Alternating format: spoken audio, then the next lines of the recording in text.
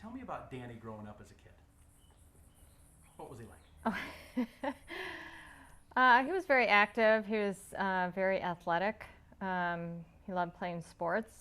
Um, he was just a good kid overall. He was the youngest of three, so he looked up to his older brother Nick and sister Meredith. Um, he, as I said, he was kind of a jokester. He, loved to be around his family. He has a lot of cousins, but yeah, he was a little impatient, I would say, but stubborn. Yeah, but he was very determined always. Like when every time he was doing something, especially in sports, he wanted to win. But he was a good teammate, good friend. He has a lot of good friends that are still by his side today, so that's comforting. But yeah, he was just a fun, loving, good kid overall. Yeah. And as he gets older and he gets ready for college, what was his dream? What did he want to do? Did he know? I think he wanted to kind of follow in his older brother's footsteps and go into business. And just kind of going to Mizzou many years before he started college. He just loved the campus. And he always wanted to go there. He just, I said, you got to try, apply other places, but he always came back to going to the University of Missouri. So, and so freshman year, he knew right away he wanted to join Greek life and join a fraternity, or no? Was that kind of something new? Well, great question. I never joined a fraternity. I was never part of a fraternity. I just didn't care, to be honest with you. It wasn't a big deal to me growing up. But my oldest son, Nick, did join a fraternity at Mizzou and had a good experience. So, we felt okay. And plus, the fraternity that Danny joined, we knew people from our community in Minnesota. So we felt okay about it. Like, all right, we got people watching over him, and we moved forward with it. yeah. Everything seemed fine or was fine leading up to the night of what happened, or no? I want to get to that night first, but was everything fine leading up to that night? Or were you hearing of rumblings of things? Yeah, we were definitely, because when it started right away when he got to college. Everything starts right away, and then slowly it was, we weren't communicating with him as often. He was always at the fraternity house. So, that was kind of concerning. And then we noticed that his bank account was being drained. They were, making him buy food for him, probably alcohol, and so forth. And and then his grades, he just said his grades were dropping already. It was so early in this, the semester. And then he did confide in his older sister Meredith, who was a junior at the time, and just the weekend prior to the incident, he had, broke down and just told her he just can't deal with this anymore. It's too much. I'm not sleeping. I'm not doing well in my classes. And so the next day on Sunday, Meredith had reached out to us and told us what was going on. So we all had talked to him on that Sunday and just told him, if you want to drop out, it's not a big deal. Don't feel the pressure. And he was kind of quiet. He didn't say much. And I told him I loved him, and he said, I love you, Mom. And then Tuesday night was the event, and his sister was with him that day. They went to lunch. She dropped him off at the house in the afternoon, and then we didn't hear anything until 1:30 in the morning. So your last conversation with him was Sunday, and I love you back. Is that a conversation that you play over and over? Yeah, I do. I wish we could have been there. I wish we were closer. I wish, I didn't, of course we don't know that this is happening. Otherwise we would have been down there. And Nick never had that he had the same event, but it was nothing compared to what happened. It was night and day. The father-son night. It was night and day between Nick's and Danny's. So it was difficult during those 7 weeks. We did not hear from Danny much because he was always at the fraternity house and wasn't returning calls, wasn't returning texts. Then he would get back to us like very late. Like I said, we knew people down there. I said, hey, check on Danny, check on, I don't want to be that helicopter, but Danny's only 18 years old and just graduated high school. So let's pay attention. And but you've heard of the code of silence within a fraternity, and it's very, very real. So everything is sacred. So Danny couldn't tell us anything. And it ended up being a big problem. And then we investigated more and more after the fact. It's real. Code of silence is very real. Take me to Tuesday night. What happened? You got a phone call at 1:30, or I did. It was 1:30, well, actually 1:27, and my cell phone rang. And we both woke up, and he said, "You better get that." And I answered, and they asked if I had a son at the University of Missouri. I said yes, and she asked what his name was. And I said Danny Santulli, and she said she was an ER doctor and that they had him in the emergency room. And they had to, he stopped breathing, and that was pretty much all I remember from that conversation. And so we kind of got up, and she just said, "I just want to let you know." And then she called back shortly after and said, "I think you better come." And at the time, our son Nick was living with us, so we all three of us got in the car and drove.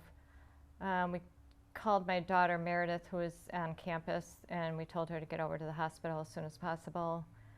But we had to drive 7.5 hours through the night, not knowing, what was really going on. I mean, we're all thinking that we're just going to get there and he's going to sleep it off. And however, when we got there, he was just hooked up to so many different tubes and on a ventilator. And I just couldn't believe what I was seeing. It was very surreal. I was just in shock, pretty much, yeah. And then the days following were just getting worse and worse because he had so much swelling on his brain. That we had to make the decision to put in a bolt in his head just to reduce the swelling, which that did help. However, just the amount of time that he wasn't breathing, he lost a lot of oxygen. Right, and it basically comes down if someone called 911 for the right reason that night, say 20 minutes earlier, we wouldn't have not been in that situation. They did not call 911. They did not want to call 911, but near the end, they called 911 from a car for directions to the hospital, not for paramedics. And the hospital is basically a block and a half from the house, and they decided to throw, and he was on the couch, and thankfully he did fall off. Otherwise, nobody probably would have checked on him the entire night. So. And then they proceed to carry him through the house, drop him again, and then drive him to the hospital. And by the time he got there, he was in cardiac arrest. So they brought him back. And how do you process the videos that you've seen? It's still very difficult to watch, just think, because you feel so helpless. You're like, oh my God, I wish that somebody would have just picked up the phone and called. That would have saved so much time. It's just, it never gets easy. At first, I never did want to watch them, but I did want to know exactly what happened to my son. And it just goes to show, because everyone watched the videos. Everyone has a mobile phone these days, right? I mean, it takes literally seconds to dial 911, but they're so brainwashed. That's exactly what the correct word is. They're brainwashed by the fraternities. Like, you cannot even call 911. And, not only Danny's case, but other families we've met across the country the past 4 years here, same situation. They just don't call 911. And Until it's too late, you know. And they just passed the law in Missouri called Danny's Law, which is exactly about that. So. Yeah, and I want to get to that too as well. What did you learn about what took place that night? Can you take me through what he had to endure? What did he drink? What did he, all that kind of stuff? Well, they, summoned them all to the house that night. I don't think any of them knew what was going on. And once they were all there, I don't think it really started till about 10 o'clock at night. They made them take off their shirts, blindfold them. They walked them down to the basement of the house. And at that point, they introduced them to who their pledge dad was going to be. And then at that time, the pledge dad, handed over the family bottle. They were all given some type of alcohol, which Danny was given a bottle of Tito's. And, they were told him that they have to drink the whole bottle. And I guess they did tape it to his hand as well. So there were no cameras in the basement, though, so we don't. Then they all ended up coming upstairs, and that's where we witness. They gave him also a beer bong, a funnel beer. And after that, and throughout the video, which Danny had put the bottle down like 4 times. 4 times. And then they kept giving it back to him. And then they were in the courtyard there, and Danny, fell backwards and kind of hit his head. And that's when they all picked him up and, threw him on the couch on his back. And then throughout the night, it's, people coming in and out. His pledge dad, this tradition they have, they're supposed to stay with their pledge son all night and make sure he gets home okay. Get to know him. Get to know him. I mean, I don't know how you can get to know anyone when you're so intoxicated. And then he left and went to a bar. The pledge dad. There were some other, I think, older members that were there. Most of the pledges, a lot of them are passed out in the house, throwing up. And then, just throughout the night, Danny's just laying there, and slowly he's, not breathing, and all of a sudden, that's when he fell off the couch, and that's when somebody finally came in and said, his lips were blue. And that's when they picked him up and put him in the car. How fast do you think he drank that bottle? Do you know? Well, I mean, that's a great question. Because in the video, which no one has seen but us and prosecutor and detectives and our lawyer, but, the Tito's bottles, the pledge dad was swinging it around, meaning there's still some left. Here you go, Danny, and Danny's clearly saying no more. Mm-hmm. But during an interview, a detective interviewed somebody there, and someone yelled, "No pussies in the house tonight." So Danny had to continue. So the bottom line is, there's victim shaming. Well, Danny could have said no. He said no, not once, not twice, or a few times. So how many times do you have to say no? Mm-hmm. What was his blood alcohol content? Did you guys get it? Yes. I think it was 6 times the legal limit, which is it? 0.468. Yeah. Yeah. And most people don't survive that. Most people don't survive. So, and he was only, 140 pounds, so he was little and very skinny. So, yeah, nobody can really handle. Not adults can't even handle that amount of alcohol. So. How much brain activity did he lose? Did they say, doctors say there? Do you Well, he. how much do they have left? I guess. Well, there still is, activity. There's activity. He wasn't completely brain dead, but he had, damage to the basal ganglia, which controls movement, communication, and the occipital lobe, Which is vision. So that's affected. So he did lose his vision, but his hearing is good. So he has lost his ability to walk, speak, talk, and see. But he's working on it. We're working on it. Talk to me about his recovery and journey.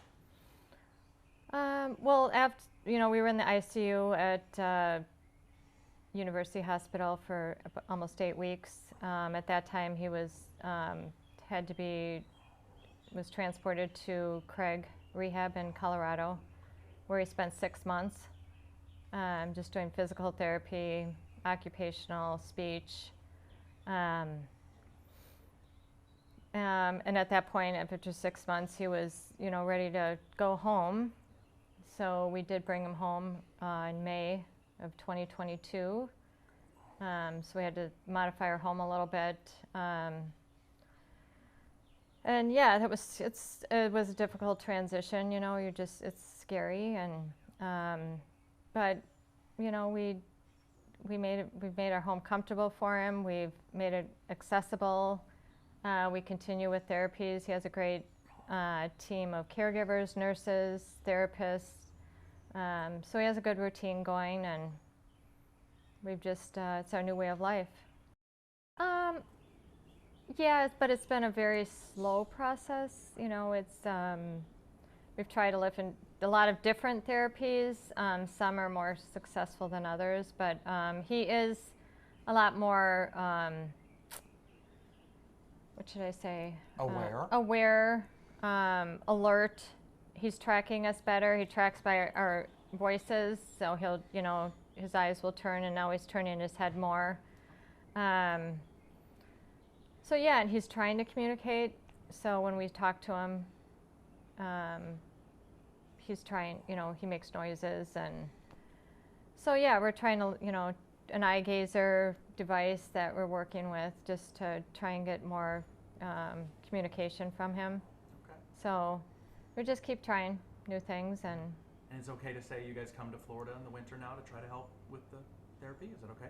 Yes. Okay. Yes, we feel for the winter, with the rough months in Minnesota and the long, there's just not much we can do with Danny. It would take a half hour to get him ready, and a half hour to warm up the car, and who knows what the roads are like. So in Florida, there's a lot more we can do, especially pool therapies and other things. So just being outside in the Yeah. sunshine, and he's just a lot more relaxed and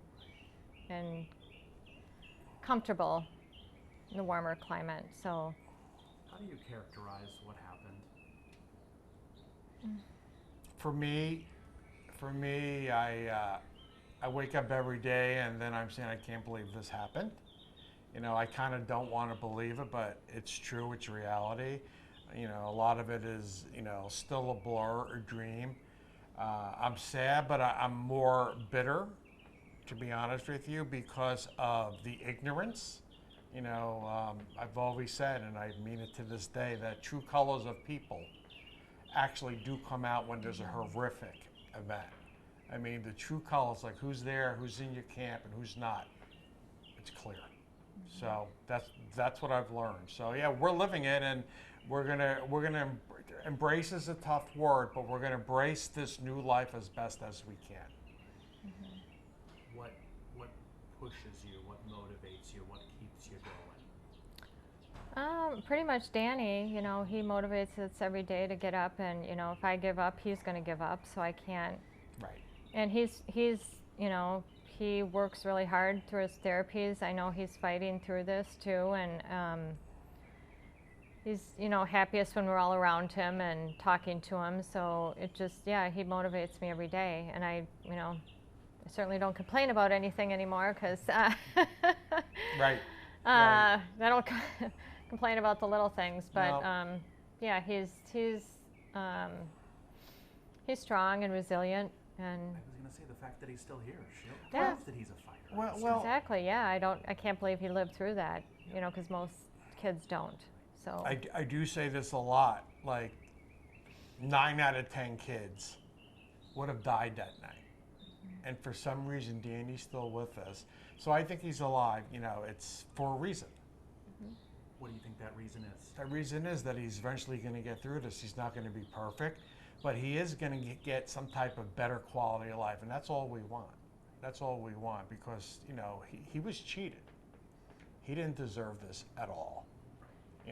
after what we found out, exactly what happened, the 7 weeks leading up to it, it never happened to even my worst enemies, right? Never.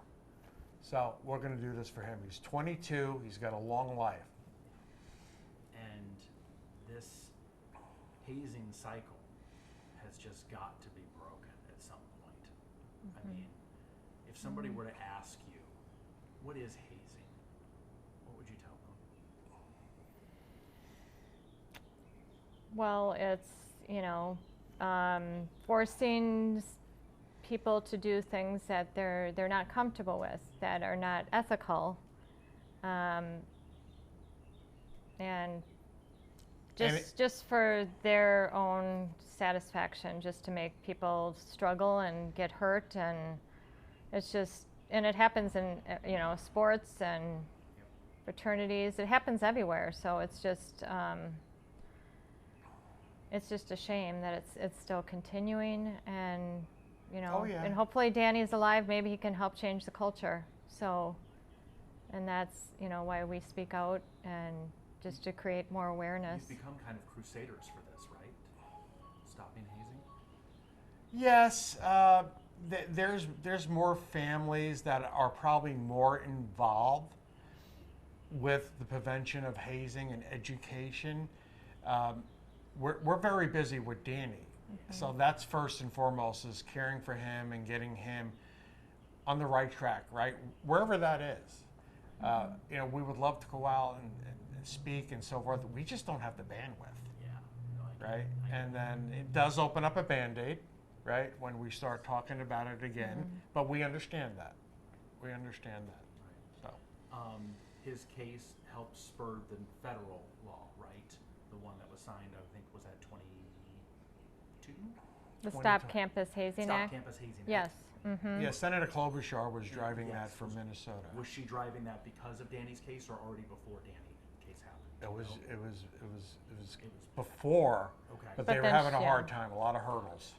But Danny's case came into play, and then he's from Minnesota, and then and Amy was all over it, all over it, working with the other families that have lost their son. Right. So. And then of course Danny's law signed this year, right? Yep. Tell me about that. That was in July. Yeah, Tell me was. about that. Yeah, it's like, guys, it's a no-brainer. It's simple, and I'm smiling because guys, this should have been done a long time ago. It's basically, if you call 911, you get immunity. You get immunity from the hazing, infraction, right? And that will follow you if that stays with you. So if you're the first one to call 911, you get paramedics there. You're not going to be charged for the hazing violation, but you're not off the hook for the others, like giving alcohol to someone under the age of 20, whatever the other, ones are. But but if you call 911 and you stay with them until help comes, then you'll get immunity. So, Did you guys push for that? Was that kind of your thing? Was that a representative's, or how did that kind of come about? it was a combination. Our lawyer, David Bianchi, very, very instrumental with Andrew's Law in Florida. Andrew Coffey passed away, identical event as Danny's years ago. So he was very helpful in passing that in Florida, so he helped with Danny's Law in Missouri.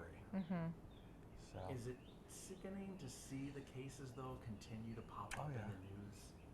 It's constant, you know, it's, we're on a Facebook website, and there's a gentleman behind it that posts all that and keeps everybody informed. But it's, yeah, and it's sad that it is still going on.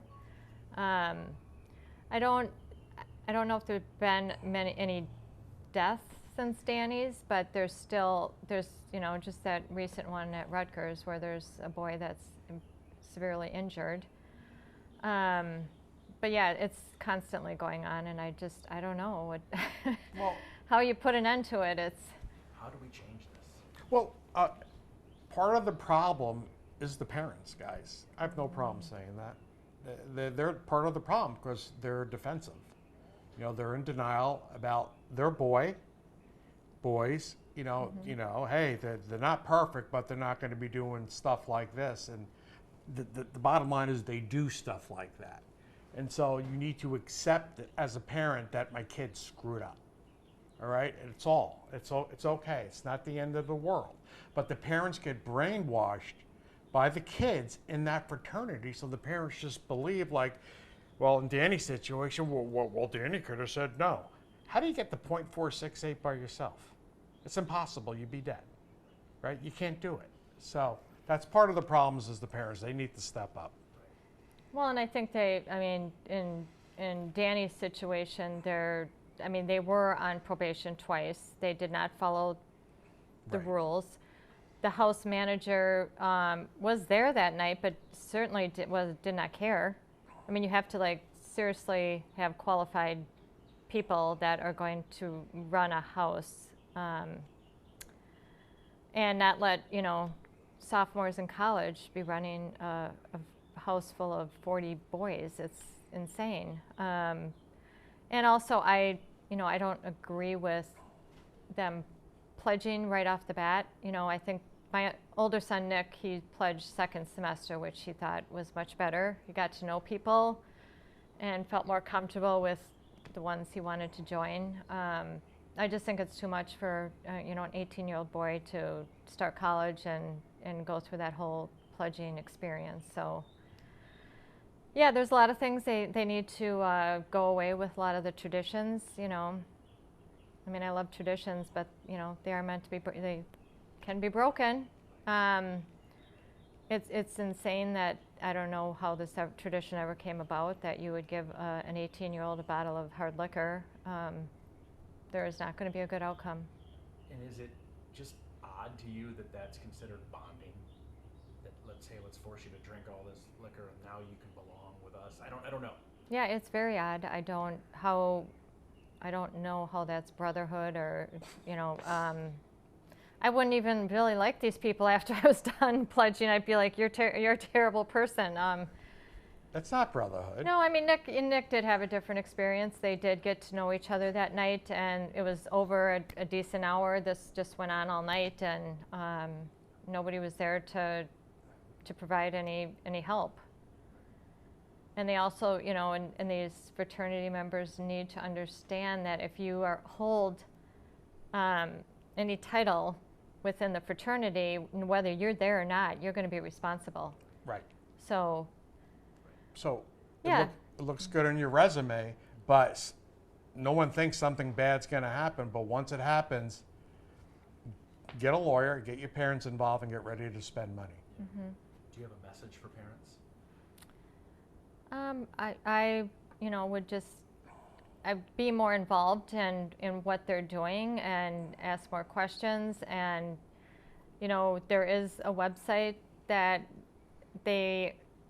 universities are required to reveal any infractions that any of the fraternities have. So they need to do their homework and, make sure that would be the right fit for their child. And I would be on top of it and be more involved.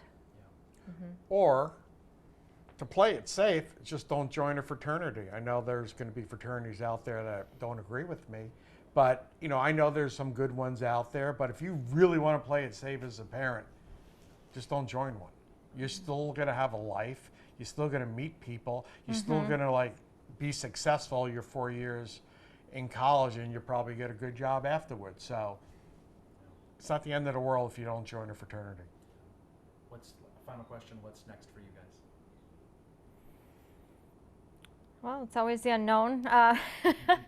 Well, we just want to, we continue trying different therapies for Danny.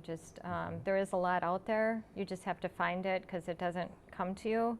We've talked to a lot of parents who, had kids that were in a different type of accidents but are in the same condition as Danny, and we continue to keep in touch with them. We just, we just have to move forward, and we just, try not to dwell on what happened, and just make Danny's quality of life better every day. So. Yeah, I would think that would be hard, you know what I mean? Mm-hmm. To stay that positive, but it's all you can do. it's That's all you you know, can. my wife and I are joined at the hip, right? Is this what we expected? Not at all. But you know, some people bail and bail on each other, bail on the family. We're doing the complete opposite. So we're all kind of got together and saying, who's in Danny's camp? And everyone signed up for it. So. Yeah.